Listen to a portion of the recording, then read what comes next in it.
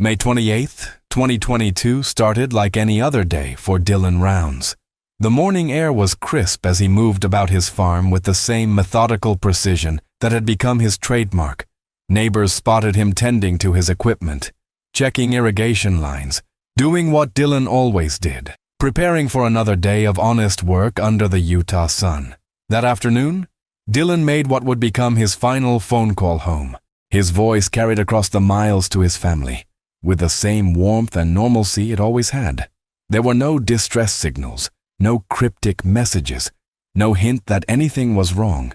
Just Dylan being Dylan, talking about farm business, sharing his plans, sounding every bit like the determined young man they knew and loved. Everything seemed perfectly normal, his family would later recall, their voices heavy with the weight of those being the last words they'd ever hear from him. But normal became anything but when Dylan failed to return home that evening. And then came the discoveries that would turn a missing person case into something far more sinister. His truck, that reliable pickup that had carried him across countless acres, was found abandoned.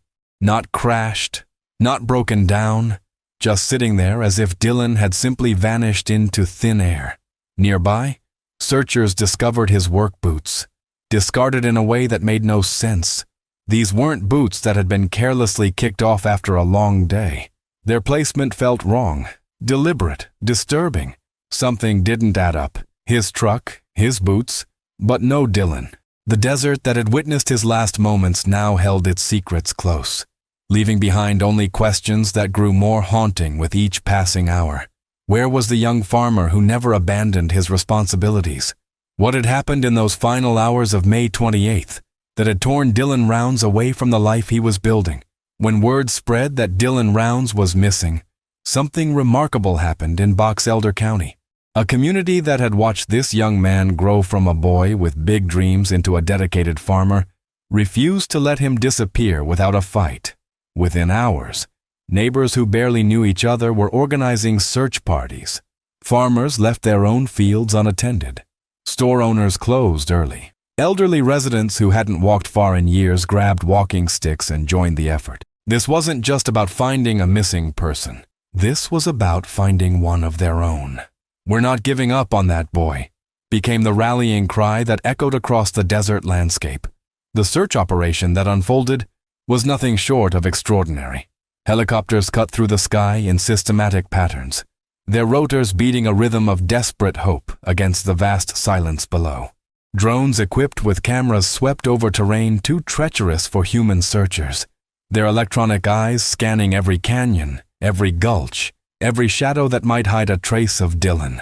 Teams of search dogs arrived, their keen noses following scent trails that led nowhere and everywhere at once. Volunteers on horseback, on foot, and in vehicles covered hundreds of square miles, calling Dylan's name until their voices were hoarse, hoping against hope for an answer that never came. But the desert kept its secrets. Days turned into weeks, and still nothing. No clothing, no equipment, no sign that Dylan Rounds had ever walked this earth. As the search continued, whispers began to spread through the community. Was it an accident? Had Dylan simply wandered too far and gotten lost in the unforgiving landscape? Some wondered if the young man had chosen to disappear, though those who knew him best dismissed this quickly. But darker possibilities crept into conversations. Had something more sinister happened to the beloved young farmer? The questions multiplied faster than answers, and with each passing day, the mystery of Dylan Rounds only deepened. In the heart of this unfolding nightmare stood Candace Cooley, Dylan's mother, a woman whose world had been shattered in an instant. Her son, her determined, responsible, loving son, had simply vanished, leaving behind a void that seemed to grow larger with each passing day.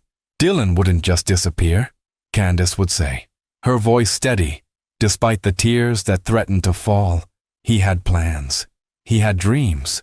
He called me every single day.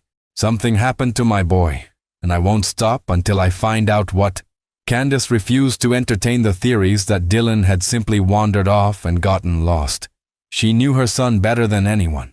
Dylan was careful, experienced with the desert terrain, and above all, responsible. He wouldn't worry his family by disappearing without a word. The accident theories felt like cruel dismissals of who Dylan really was. Soon, Dylan's face began appearing everywhere, on telephone poles, store windows, community bulletin boards. Missing person flyers with his bright smile and vital statistics became a heartbreaking fixture of the landscape. Each poster was a desperate plea. Have you seen this young man? Someone, somewhere, must know something. The image that haunted everyone was always the same. Dylan's warm eyes looking back from those flyers, frozen in time, a reminder of the vibrant life that had been cut short or stolen away. For Candace and the family, each day without answers was torture. The not knowing ate away at them. Was Dylan suffering somewhere? Was he calling for help that would never come? Or was the unthinkable true, that someone had deliberately harmed the young man who had never wished ill on anyone? The family's anguish began to focus on a growing frustration with authorities. They needed action, not just sympathy. They needed investigation, not just searches. The pressure mounted for law enforcement to treat this as more than just another missing person case. Because in their hearts, Dylan's family knew this wasn't an accident. This was something far worse.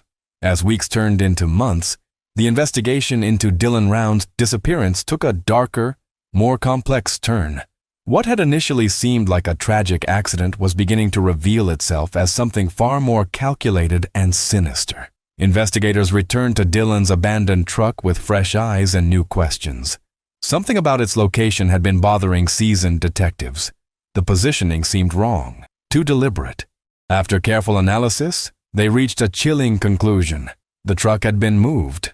Someone had driven Dylan's vehicle to where it was found and left it there intentionally. This wasn't the scene of an accident. This was staging. But it was the discovery about Dylan's work boots that sent shockwaves through the investigation team. Those boots, found discarded near the farm, weren't just abandoned. They had been deliberately buried and then partially uncovered.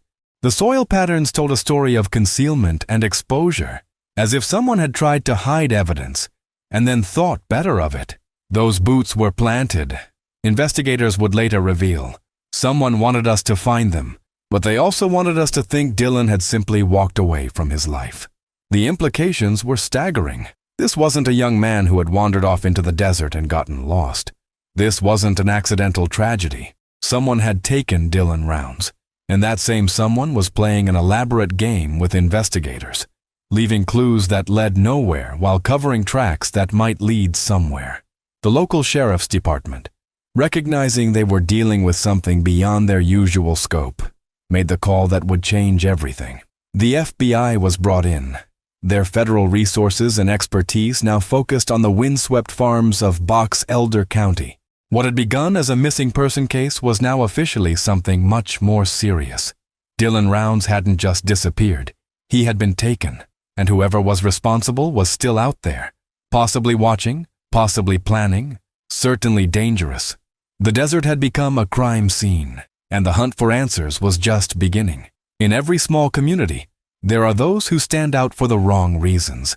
In Box Elder County, that person was James Brenner, a man whose presence had always carried an undercurrent of unease among the farming families who valued peace and hard work above all else.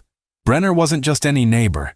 He lived close enough to Dylan's farm to know the young man's routines, his habits, his comings and goings.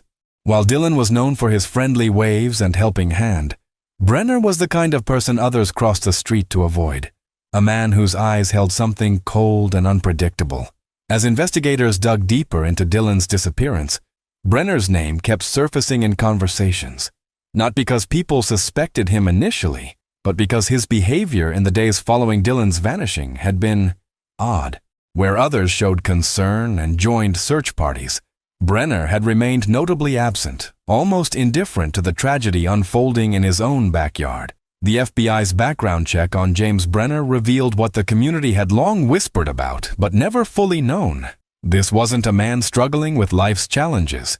This was someone with a documented history of violence.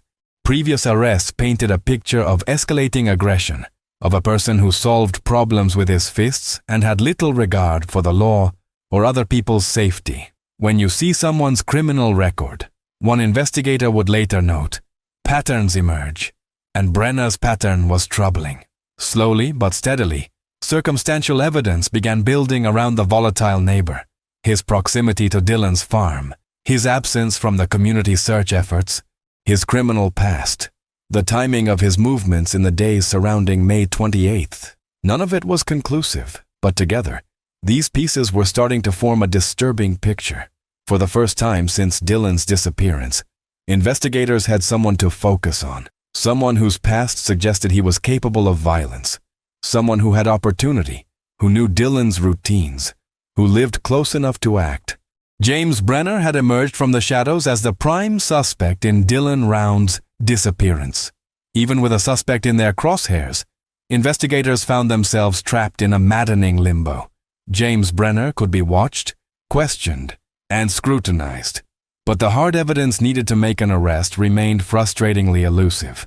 The desert that had swallowed Dylan Round's whole seemed determined to keep its secrets, leaving investigators with suspicions but no smoking gun. Meanwhile, the once peaceful farming community of Box Elder County was transforming into something unrecognizable. Fear had crept into the spaces where trust and neighborly care once flourished. If Dylan Round's beloved, careful, strong Dylan could simply vanish without a trace, then what protection did any of them really have? Farmers who had once left their doors unlocked now found themselves checking locks twice before bed. Parents kept their children closer to home. The easy camaraderie that had defined this rural community was being replaced by suspicious glances and whispered conversations that stopped when strangers approached. "It's not the same place anymore," longtime residents would say, shaking their heads at how quickly their world had changed. "There's something dark hanging over us now." The desert itself seemed to mock their search for answers. By day, it stretched endlessly under the blazing sun, offering 1,000 places where evidence could be hidden. By night, it became an ocean of shadows and sounds that could drive even the bravest soul to paranoia. Every canyon could hide secrets. Every abandoned structure could tell a story. Every mile of empty land could be concealing the truth about what happened to Dylan Rounds. Search parties that had once moved with hopeful determination now worked with grim resignation. The question was no longer, "Where is Dylan?" but rather, "Where did they hide him?" The community understood now that they weren't looking for a lost young man. They were looking for evidence of a crime that had shattered their sense of safety forever. As months passed without resolution, the silence became its own form of torture. No answers, no closure, just the haunting knowledge that somewhere in that vast expanse of Utah desert lay the truth about Dylan Rounds, and possibly the remains of a future that would never be. Nearly a year after Dylan Rounds vanished into the Utah desert, the breakthrough that investigators had been desperately hoping for finally arrived. In 2023, after months of painstaking detective work, federal prosecutors felt they had enough evidence to take the dramatic step that would change everything. James Brenner was formally charged with the murder of Dylan Rounds. The announcement sent shockwaves through Box Elder County and beyond. After so many months of uncertainty, of whispered suspicions and circumstantial evidence, the justice system was finally ready to say what many had long believed. Dylan hadn't simply disappeared. He had been killed. The case against Brenner had been built piece by careful piece. Witnesses came forward with disturbing testimonies about Brenner's behavior and statements in the days surrounding Dylan's disappearance.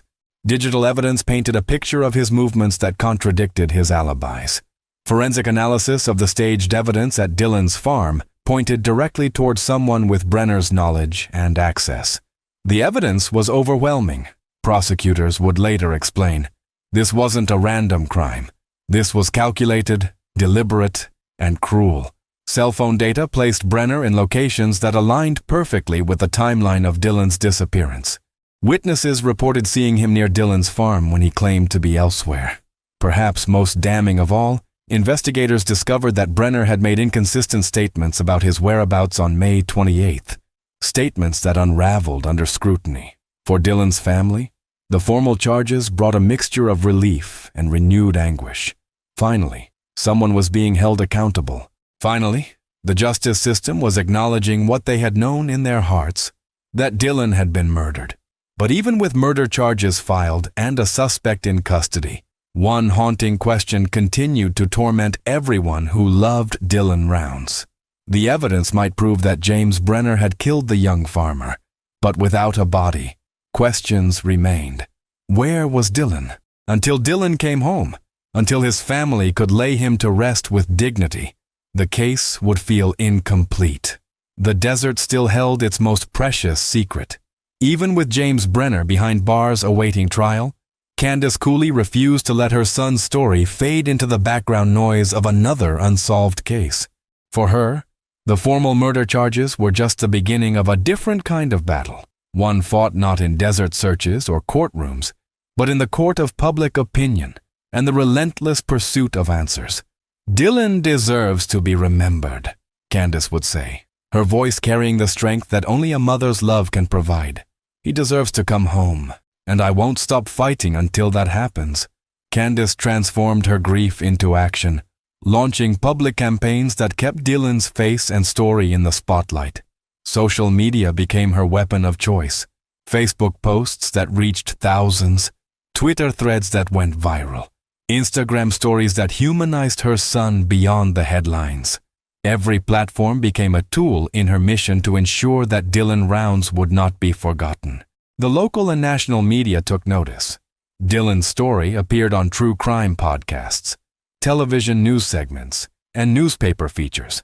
Each interview Candace gave, each media appearance, served a dual purpose, honoring Dylan's memory and maintaining pressure on investigators to keep searching for his remains. The media attention isn't about fame, Candace explained to reporters.